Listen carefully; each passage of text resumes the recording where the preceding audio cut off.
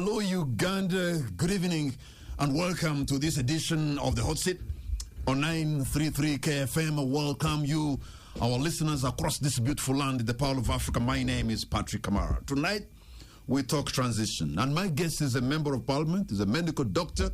He represents Wiko South, the Honorable Michael Lulume Bayiga. Thank you so much for joining us, sir. Good evening. My pleasure. Good evening, our listeners. Good evening, Mr. Kamara. Thank you for having honored our invitation. I just want, before we even delve into what is at stake right now, I want to take a mental flight back, because I remember around 2015, you had intended to bring a bill on transition, but that bill was never proposed, never came to Parliament.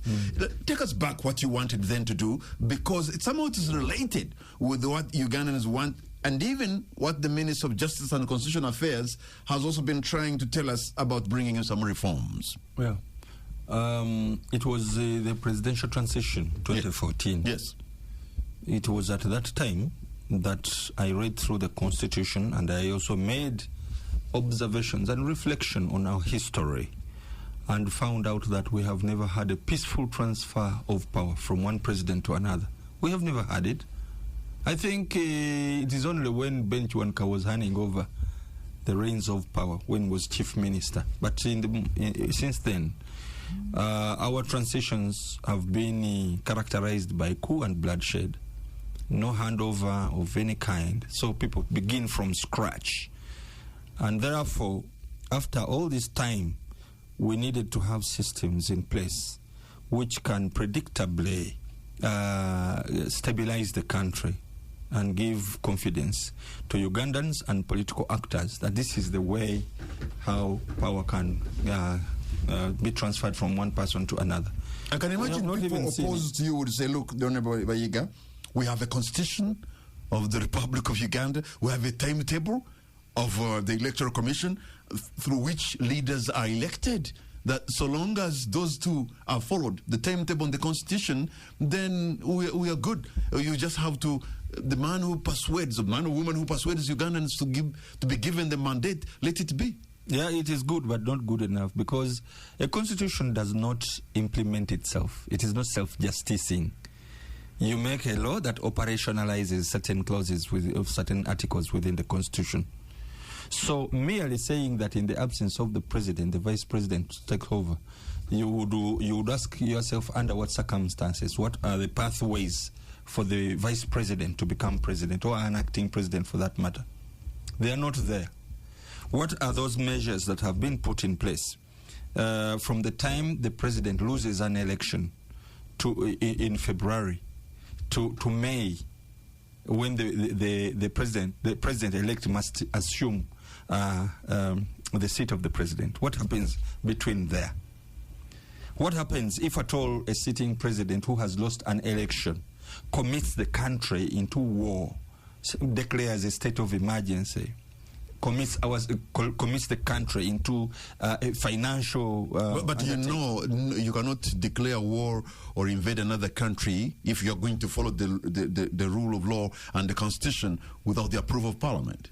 But we have seen this one even happen. That's because you have veered off from what the law says, from what the Constitution says. What I'm saying, Kamara, it is even worse. You have got this regime which does not even respect Parliament. What about if at all this president dies? By the way, have you ever imagined, Kamara, if at all President Museveni has been called by God, may God forbid now, who announces that the president has died? And who? And what takes place thereafter? Who takes command within that time?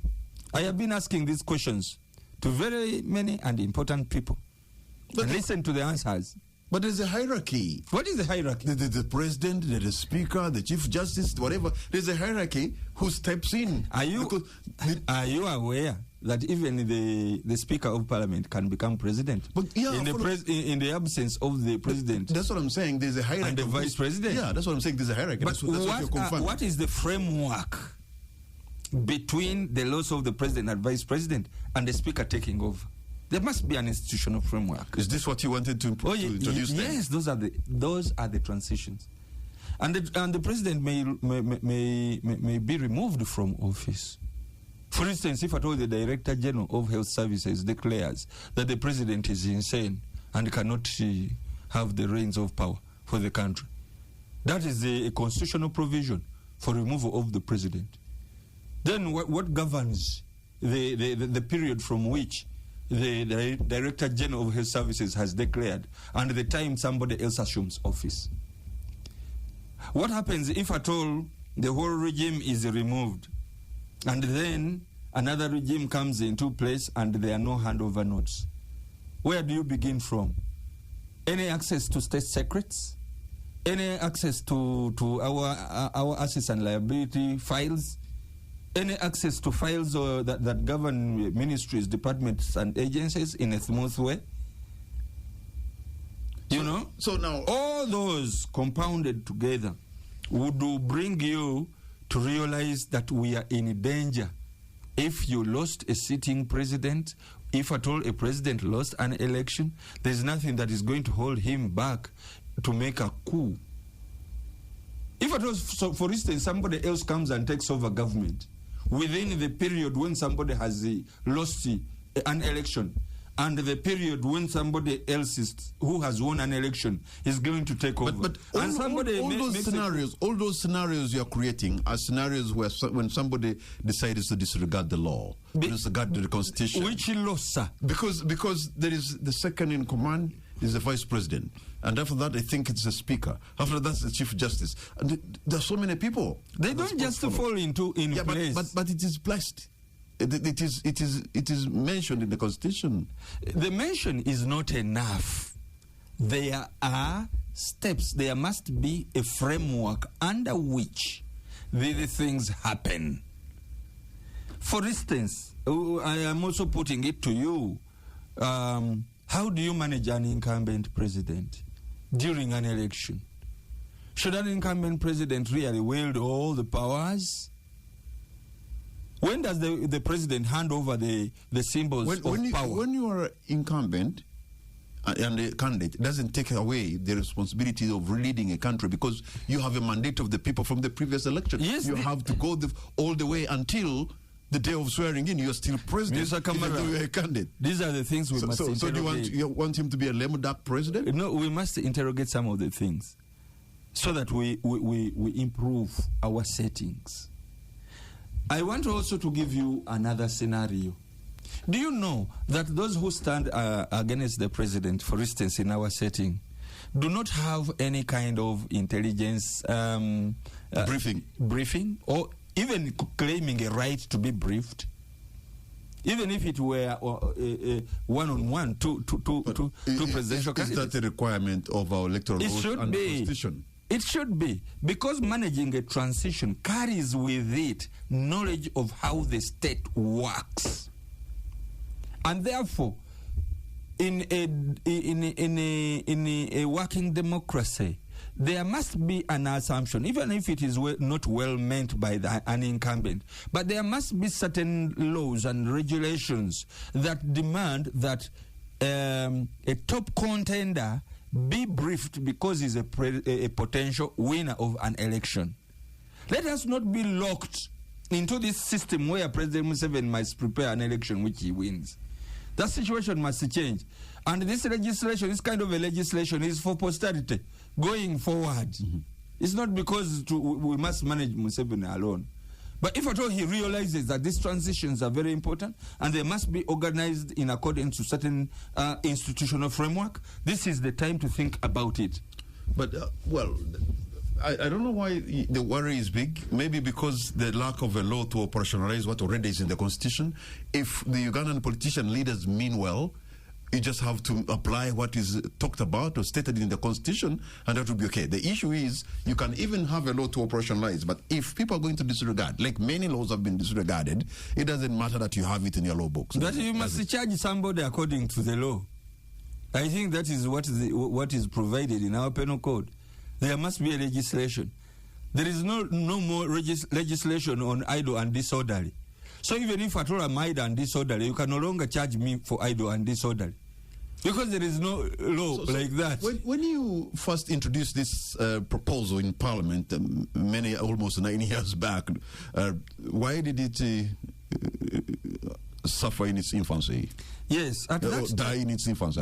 There is a thinking that President Museveni, there is an assumption, especially by our friends in NRM, that we should not even think about anybody that should succeed in an election campaign or anything like a transition.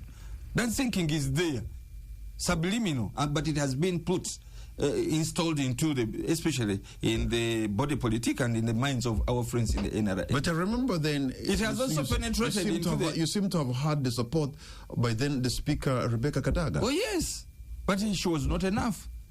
One Anite, Evelyn Anite, she's a minister, stood up at that time. She was a darling to President Museveni. She was an outspoken, youthful member of parliament.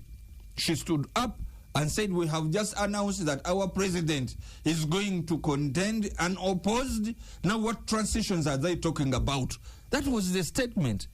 And she was supported. When you have members of parliament across the aisle who probably are not buying your idea in a parliamentary setting, and you know, isn't that also part of the democracy? That people are expressing themselves. They are saying, you know what, your idea does not apply. And in a debate on the floor of the House, it's again a system of democracy. You see, I am delighted that there are certain voices who think that we should have a framework under which transitions should occur.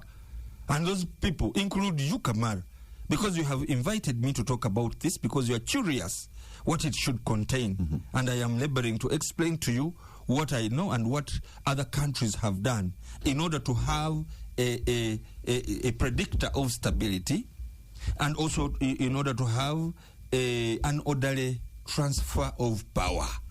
I think that it raises the curiosity of every right-thinking member of the society.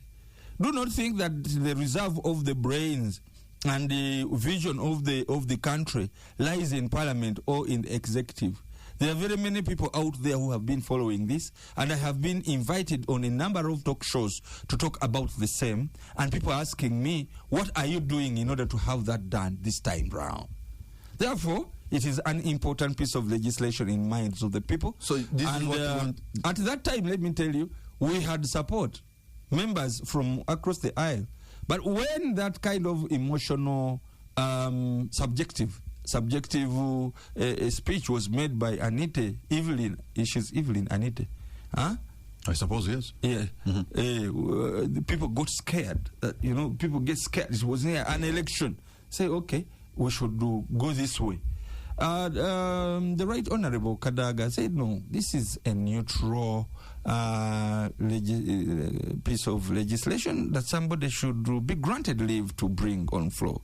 Let us debate it and defeat it. They said, no. We have got even the power to allow or to disallow somebody to take leave of parliament. I said, okay, I stood up and I asked the speaker, please, maybe our colleagues were not well explained to about this business of parliament. I am willing to come to Chankwanzi and I explained to them. And the motion was seconded, by the way, by not more than 4 people, not less than 4 people. Therefore, it had support. But because of that kind of subjective nature of our debates sometimes, that is why the speaker said, no, we are not going to have a vote again on it, because it would have been defeated ab initio. But I said, okay, let us give him chance to explain, then we can grant him leave of parliament. But unfortunately, I didn't come back the subsequent term. I rested for 5 years. Then I began hearing people talking about the same bill that Lulume, who had been dropped, was bringing, and it would have been a very good piece of legislation. Right. But they didn't resurrect it. I have resurrected it now. Dr. Lulume, you have resurrected the proposition, and you want to take it back to Parliament. What are the chances that perhaps this time around you'll be given the opportunity to take leave and draft this bill? And, well, we still have the same, numbers. NRM overwhelming a majority in Parliament, and the opposition or people who think like you, still very few. You think now they have changed their attitude towards the bill that you introduced 9 years ago? Yeah, I am happy. We will be right back, Dr. Lulume. I'm back to 933 KFM, and this is the Hot Seat. My name is Patrick Amara. My guest tonight is Member of Parliament for Buiko South, Dr. Michael Olume Bayiga. And before we took a break, you're telling us about your proposition almost 9 years ago to introduce a legislation that would manage transition in case of a calamity. Maybe a leader has passed on. How do you manage that? Or even between president-elect and an incumbent, in those 3 months after the election, how are these things handled? I wonder whether this time around, because you want to resurrect the same bill, I wonder this time around whether you are walking with the spring in your step because you think perhaps this time around you will have some people to back you. Why? What makes you think so? First of all, people have listened to very many speeches about the same. And I have been challenged too, because in the beginning I thought that the leader of opposition could pick it up, and then I backed them with my research and even the draft bill which we had. But over time I have realized that people somehow have not been forthcoming. But when I spoke to the leader of opposition again, he said, okay, it is one of the things that we should consider.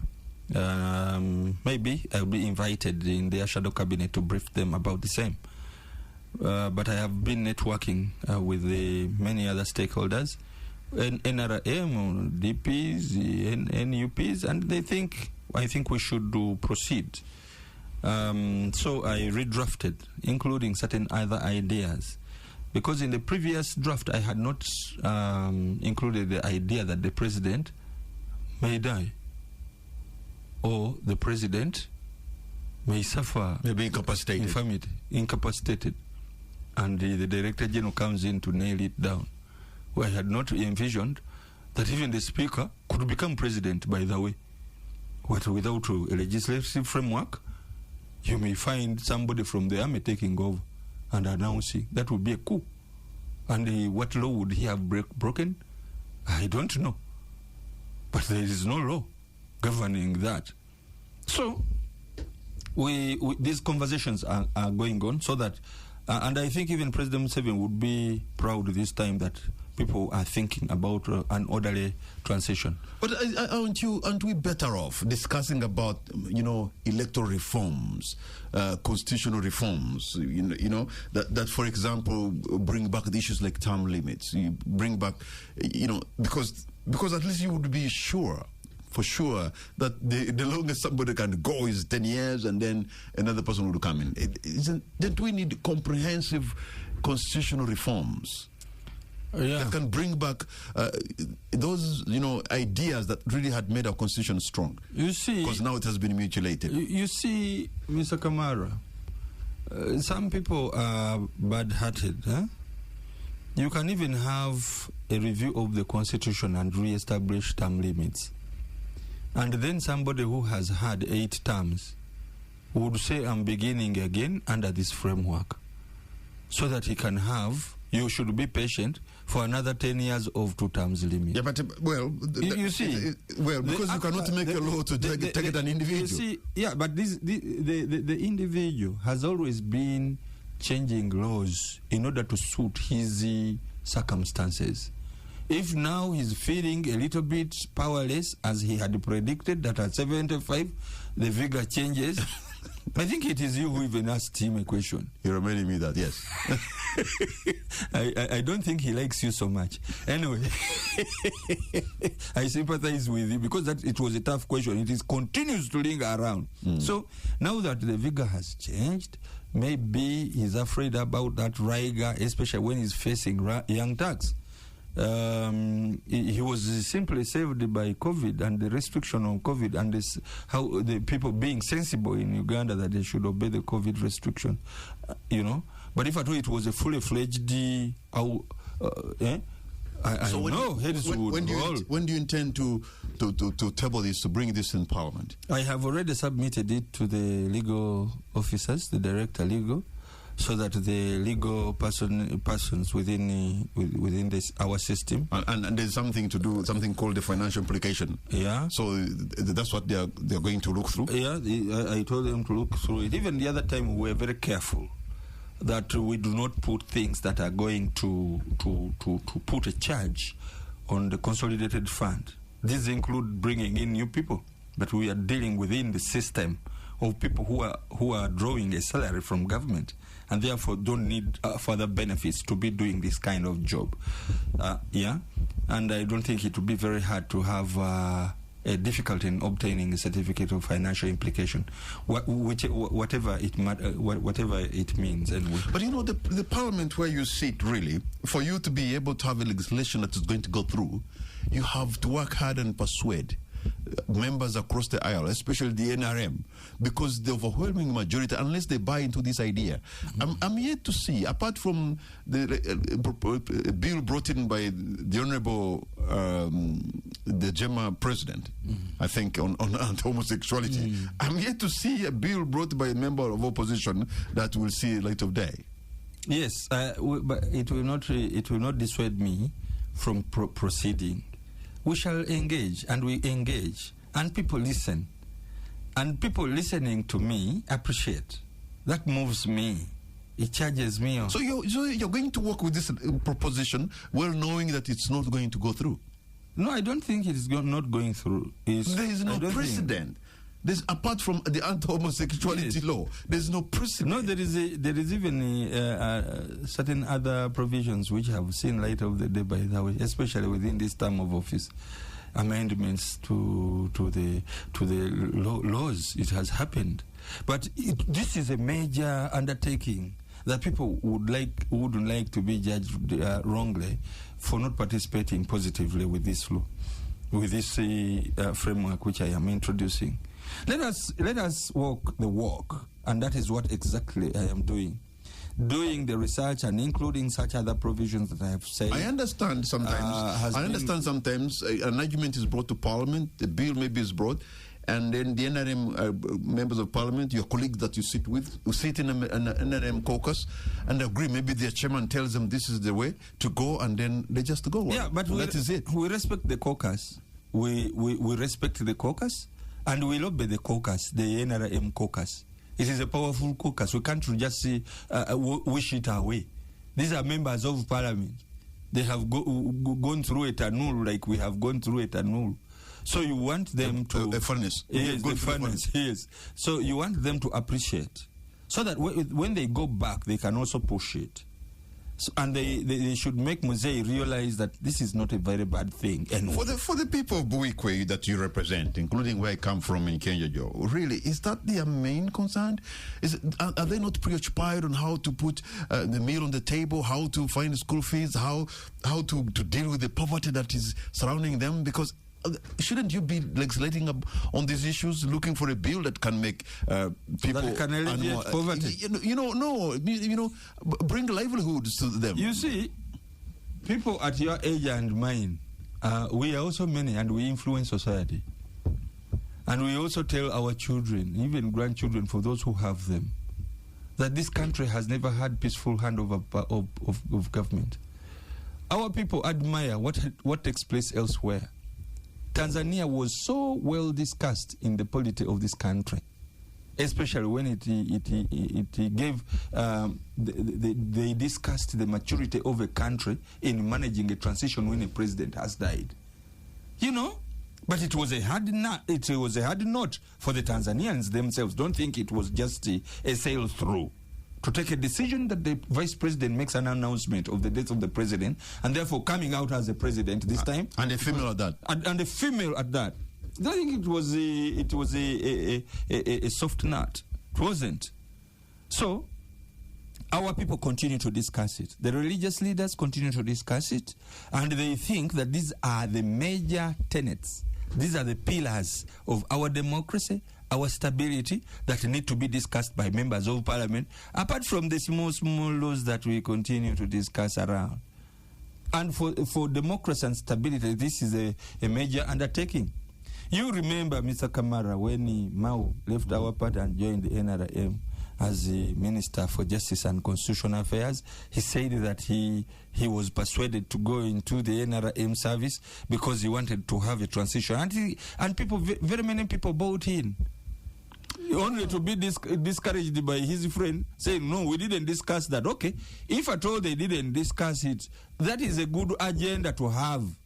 And Mr. Mao would be the first person that I would sell the idea to, so that he supports me while he's there over the transition. And this is something that I thought that we would bring at this material time, because we discussed the presidential transition bill with him, and he was very proud of it.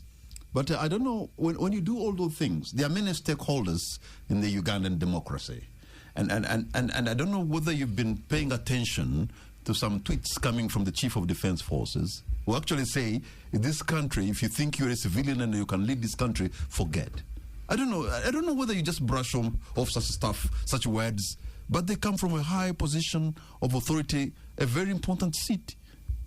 Yeah. We're going to take a break, Dr. But don't take that gentleman so seriously. He sometimes jokes about things. He jokes that he's going to have a party called PLU and he's going to stand for president. And he would if I were you, I would not joke, because he's the Chief of Defense Forces. Yeah. And because of that position. Is he the first Chief of Defense Forces? He's not, but in our current situation he is. And when he says something like that, especially you who are fighting for democracy, you may better pay attention than saying this is just a joke. We'll be right back. We'll be right back. Welcome back to 933 KFM, and this is the Hot Seat. My name is Patrick Amar, and my guest this evening, Honorable Dr. Michael Olume, Member of Parliament in the Democratic Party, also representing Bwikwe South in Parliament, and he's coming up with an idea that started 9 years ago of managing transition at the topmost leadership of our country, and you think right now you are in a better position to explain this issue, and you think maybe members of Parliament who are on the other side of the aisle probably are more malleable to listen to you, or even your argument to carry the day. That's a very huge optimism you carry. Yeah, I'm always positive, and I know, you see, at the end of the day, Mr. Kamara, Mr. Museveni must be involved. Appealing to fellow members of Parliament is one thing, but they too are not enough. Because even if they supported me when we speak one-on-one or in a group, they will wait for what the caucus will decide. And there must be certain other individuals, some other powers within this country, who can persuade the powers that be that this is a very good thing to do. You know, the religious leaders, for instance, the president usually calls them for feasts and also to have a word with them, whatever they discuss, I don't know. You know, but these are important people within the Uganda we want. And they also have aspirations as Ugandans. And if at all they see this as an important thing, it is worth a conversation. You know, when they carry it with the president. You, as a Democratic Party member. Yes. And a legislator and a medical doctor, I suppose you mean well. And a policy analyst, yes. Yeah, I suppose you mean well for Uganda, but we're Parliament, and you're not working in isolation. I'm looking at other institutions of government and statecraft, and I'm like, maybe Dr. Mayiga is a bit more naive, more optimistic, or maybe having some false hope. You know why? Sometimes I don't want to even speak out some of these tweets, but let me just read for you the tweet that has intrigued me, and it's again from General Muhoozi in Rugawa, and he tweets, or now X, in our faith, he says, the faith of NRA/UPDF, if Muzei is Jesus Christ, then Afande Sale is St. Peter, who has the keys to the kingdom of heaven, he says.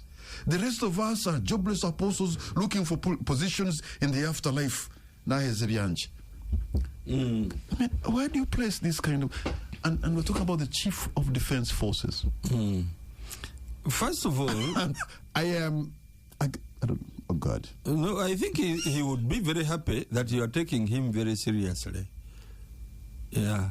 And why do you want to downplay this? Yeah. Do you have any other Chief of Defense Force? I predicted. Do you have an idea that he's also a first son? Yes, he's the first son. You have an idea that his son has trained military general? Yes, You have an idea he attended some of the best schools in Uganda, the best universities, a prestigious military academy, and the son of a president, and commander of the defense forces? Yes. But I don't take him so seriously, especially when he hoodwinked certain naive people to follow him. So, anyway. You see? And I told them, I predicted, so I even came here at KFM. I told you guys and the Ugandans at large that this is a presidential appointee on a special project, and this is one of the special projects he's doing. And those people who are following him, and the president was very clear, they were crooks surrounding him. They were hoodwinking him that he could be president when his father is still living.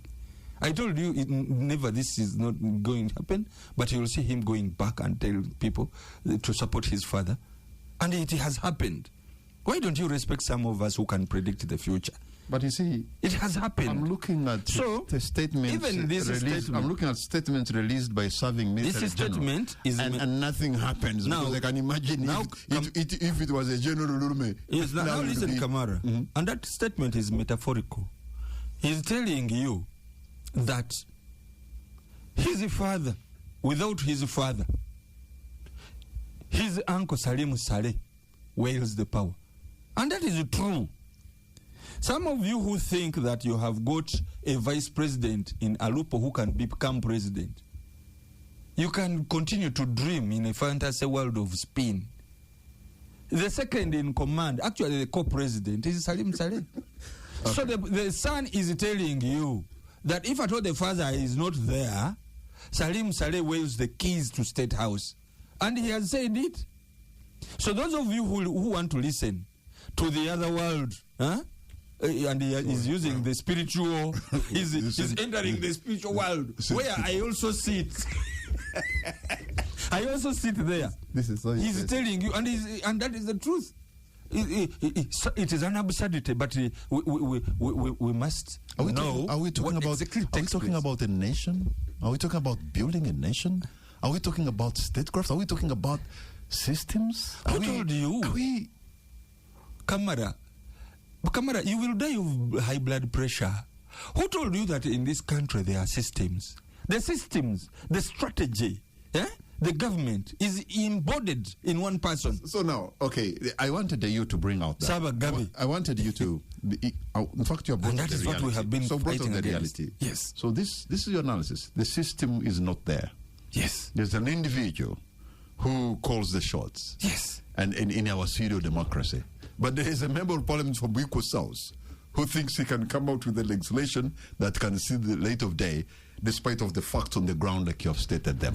So why don't you even stop what you're doing? Why don't you stop your daydream? And do you know that even the people you call mad, the schizophrenics, they have lucid intervals. Some intervals when they can think right. Do you know? I am now speaking like a psychiatrist because I passed my exams in psychiatry very highly. Actually, schizophrenic people sometimes are very intelligent people. I think sometimes the mind pushes to do extraordinary things. Well, there are certain talented people who are extremely brilliant, who you can think that they're even mad. And we have got examples in that respect. But I am saying, I wanted to relate to you. If at all you think systems are dead because of this and that, somebody being possessed by love of power, there are certain times when people think right.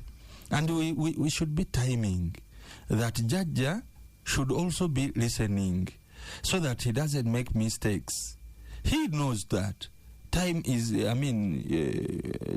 ticking forward, not time ticks backward. And therefore, right-thinking people must speak boldly, act so, and be in position to those who have the ear of the president to inculcate some of these good values in him. And that is why my appeal doesn't go only to members of parliament. It goes to you, members of the public. It goes to the religious leaders who interact with the president most of the time. I hope they too are not going to fall prey to what has bedeviled this country. People who simply surround the powers that be for selfish reasons. There are even those right-thinking people who will say, this idea is good, I think we can have a conversation on it. Having a conversation on the way forward after President Museveni for posterity is a healthy thing. But won't you find, in the bill that you want to bring, won't you find the same hurdle your colleague, I think Richard Lumu of Michana South is facing, convincing political parties, fellow legislators, on the proposition he's making? It is okay. You bring an idea. The idea can be rejected or it can be bought, but don't die with an idea. This is what we are saying. Intellectuals never die with an idea. It was Einstein, who was manufacturing a bulb for the first time. He had failed about 99 times. He said, okay, I'm not losing hope because I have 99 ways of not knowing how to make a bulb. The 100th time, maybe I'll make it, and he made it. So people are usually they usually ebb backward simply because they fear that their ideas would be rejected. Let us discuss the ideas. Okay, sometimes it's good. You challenge the people. Maybe they can follow you. After all, two great men who ever lived on planet Earth, Plato and Socrates. Plato said one of the penalties for refusing to participate in politics is that you end up being governed by your inferiors. And Socrates says the ways who refuse to rule should prepare to suffer the rule of idiots. Oh, yeah. We're going to take a break, and when we come back, my producer says I'll open the line so that you too, who's listening, you can have your say. Welcome back to 933 KFM, and this is the Hot Seat. My name is Patrick Amar, and my guest this evening is a Member of Parliament representing Bukwe South, the Honorable Dr. Michael Olume Bayiga, and he's having a bill that he wants to introduce to Parliament that will deal with the transition. And you've been listening to him. I want to read these numbers so that perhaps you can have a one-on-one on phone with Dr. Olume. And I'm reading the numbers right now. 0751 933 900. Let me repeat that. 0751 933 900.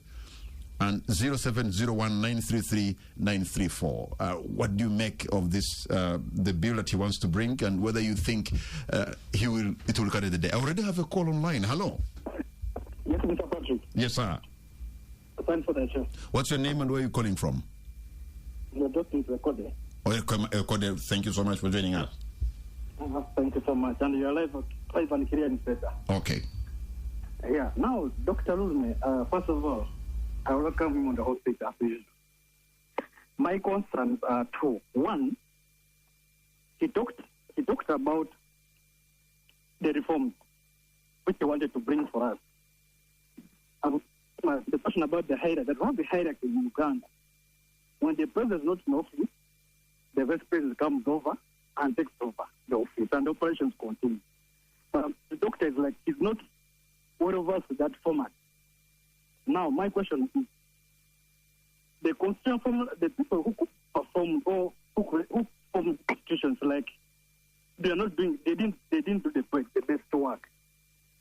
The president had leave for about one month, something like that. I don't know if by then the vice president who was in charge was doing it illegally in the office. I want the doctor to do that. That's true. Secondly, final on that. Mm-hmm. He did not tell us which kind of reforms did he want.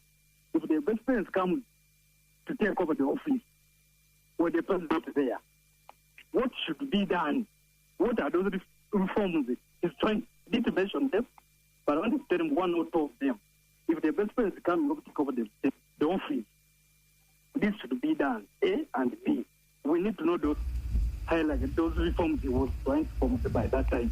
All right. Thanks for the show. Thank you very much. I have another caller online. Hello. Good evening, Kamara, the Dr. Ulume. You're speaking to Okello Focus from Bukedia. I am the former Makerere, the president candidate on the UPC ticket. The race that I lost to Anna Deke, the current AD. Okay. I agree. What Ulume is doing is good for this country. Unfortunately, our parliamentarians don't look at this as good, yet it is a very good idea. Dr. Ulume, I pray you may not have my vote in Parliament, but if I had a chance, you will have my support.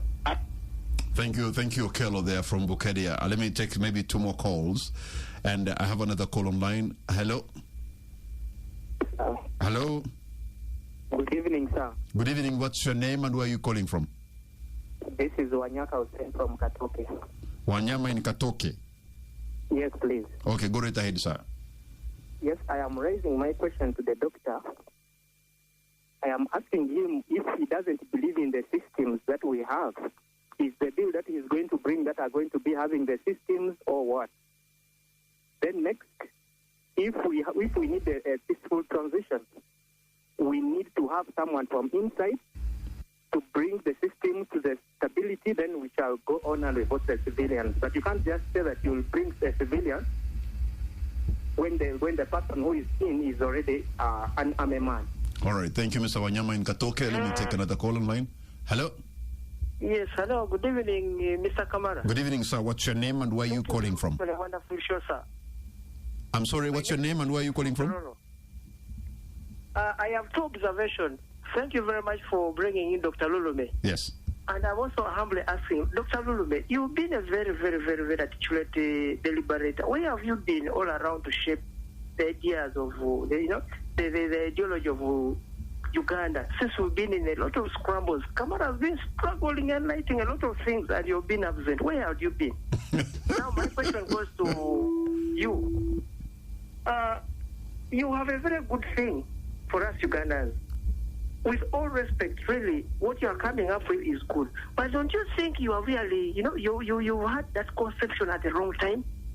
Do you also remember that one of your colleagues from the same party with the same spirit came around, trading some, something of recent, not even 2 weeks ago when it was bombarded down. That is the... Lumu. Rumu. Yes. And you're aware that Rumu had a very successful nest in Adivas. And you've also, you've also conceived the same thing. Why wouldn't you think that we are about to conclude you as somebody who has just inherited, who has just taken over the agenda to the next push? All right. I want to thank you so much. My producer is telling me there are quite a number of you. The phone is buzzing almost off the hook. I don't know what you've done to the people, but now in the question of time, I need to give you time to respond to these people. We just have only 4 minutes remaining. Yes, where have I been? After some time, I was pushed out of Parliament. I think some people were annoyed that I was bringing this kind of legislation. I don't care whether they will be annoyed again, but they misconceived it. It is a good thing to do. So I lost 5 good years. So we are back. Then the concept of my brother Rumu, whose piece of legislation is being shot down. I think there were certain mistakes that he made within, because he asked for parliamentary leave in order to introduce something separate, but he has adulterated it with very many things, and he lost track of what exactly he had asked leave for. And we have been advising him to stick to what the leave was obtained for. But whatever the time you bring an idea, as long as it's a noble idea, never fear to have it debated. If it is a good idea, buy it. And there is nothing like you are late for this or that. Then the gentleman said there is a system, and therefore you need to work within the system. Sometimes, but if at all fate brings it otherwise, have you ever seen any transfer of power, even from one party to another, or from one system to another? We lost it. If at all Idi Amin in his reign he had handed over power, so that we can see that within his system of dictatorship, we would have seen something else. We are also losing it here when President Museveni is handing over to nobody, even within his own party. So we are not seeing it. So you may find that something is going to come from elsewhere. Obote did not have a successor. He simply came out of the blue from the army and took over. Then these people came to take over Amin. And then within, you have seen that everybody is coming from outside, wherever he's coming from. That is how we have always been losing it. Not to have a stable and the unorderly transfer of power. We have a chance now with the president who has been tested for 40 years. Do you know that you yourself in the Democratic Party, you have actually even attempted to say you are the next, you're the current the President General when there's another. You mean you have failed at your own game in your own party? No, you know what happened. You know what happened. It is only somebody. Actually, for a global man of the world, you can't fail to know the circumstances under which we live. Somebody has abdicated. Abdicated duty, and the power does not really obey virtue. And you claim to have taken. We are occupying so that the stability of the party is re-established. Some people would have blamed us. Where were you when somebody abdicated and you left the party there without any kind of direction? The party has a direction. So we are mobilizing, and we shall have an election of a president. By the way, there's a proposition for Uganda to go parliamentary democracy. Yeah, even those proposals are not they don't come in good faith. That is why I have told you that the president always wants legislation which suit his state of mind. In 30 seconds, what's going to be your concluding remark? Thank you for bringing me to discuss this important matter, and thanks to Okello and others who are buying in. I would want to pursue the same, and I will go, and I am going, not even I will go, I am going through all channels possible to have the listening ears to listen, those who have got the influence on the powers that do their thing, and let us have it, because posterity will absolve us that we did our work. Member of Parliament for Bwikwe South, and member of the Democratic Party, Honorable Dr. Michael Olume-Bayiga, thank you so much for having given us your time. Thank you for your submission here on the Hotseat. We wish you luck. And for you who has been listening, I want to thank you for the privilege of your company. Good night and God bless Uganda.